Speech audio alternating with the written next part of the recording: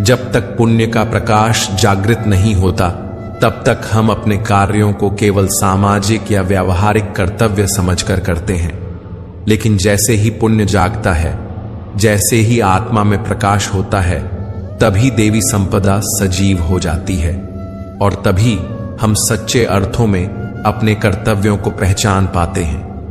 क्योंकि बिना पुण्य के कर्तव्य केवल एक बोझ बन जाता है, लेकिन जब पुण्य जागृत होता है तब कर्तव्य सेवा बन जाता है, योग बन जाता है, ईश्वर का माध्यम बन जाता है।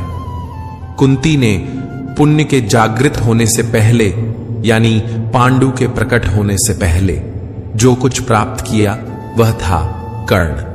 कर्ण कोई साधारण पात्र नहीं है, वह हमारे भीतर जमी बंधनकारी रूढ़ियों का प्रतीक है।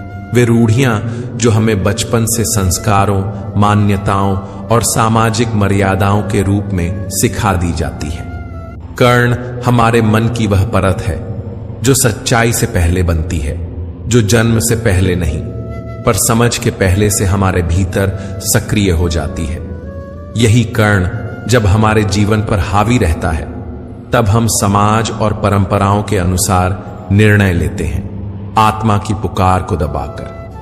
परंतु जिस दिन पुण्य जागृत होता है उसी दिन देवी संपदा भी प्रकट हो जाती है। और जब यह संपदा जागृत होती है तो हमारे अंतःकरण में धर्म रूपी युधिष्ठिर का जन्म होता है, अनुराग रूपी अर्जुन उत्पन्न होता है। वह अर्जुन जो भगवान की ओर आकर्षित होता है, जिसने यह निर्णय ले लिया है कि उसे ईश्वर को पाना है, उस दिव्य ज्ञान को समझना है। और जब इस अनुराग का अंकुर आपके भीतर फूट पड़ता है तभी आप भगवद गीता को समझने योग्य बनते हैं। फिर आपके भीतर भाव रूपी भीम जागृत होता है, वह प्रबल भावना जो धर्म के लिए हर चुनौती से टकराने को तैयार रहती है। नियम रूपी नकुल आपके जीवन में व्यवस्था लाता है, अनुशासन की भावना लाता है। सत्संग रूपी सहदेव आपको सत्संग की ओर, ज्ञान की ओर, साधुजनों की ओर ले जाता है। और साथ ही सात्विकता रूपी सात्विकी भी आपके स्वभाव में समा जाती है, जो आपके जीवन को निर्मल बनाती है। यही सात्विक प्रवृत्तियां जब एक साथ जागृत होती हैं तो आपका मन कर्तव्य के द्वारा भाव पर विजय की ओर अग्रसर होता है। और यही कुंती भोज कहलाता है, जहां कर्म और भावना का संतुलन होता है। इन सातों प्रवृत्तियों को 7 अक्षौहिणी सेनाओं के रूप में दर्शाया गया है। अक्ष का अर्थ है दृष्टि, वह दृष्टिकोण जो सत्य की ओर देखता है। ये 7 सीढ़ियां हैं, 7 भूमिकाएं हैं जो हमें परमात्मा तक की यात्रा पर ले जाती हैं।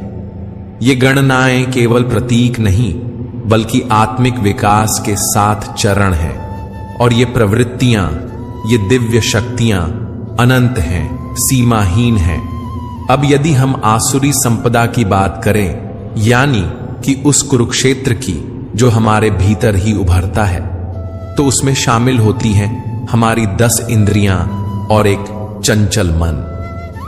ये मिलकर कुल 11 सेनाएं बनाती हैं जो आसुरी प्रवृत्तियों का प्रतिनिधित्व करती हैं। इस कुरुक्षेत्र का राजा है धृतराष्ट्र, वह व्यक्ति जो सत्य को जानता है, जिसने धर्म के उपदेश सुने हैं लेकिन फिर भी आंखें मूंद कर जीता है, वह धृतराष्ट्र है।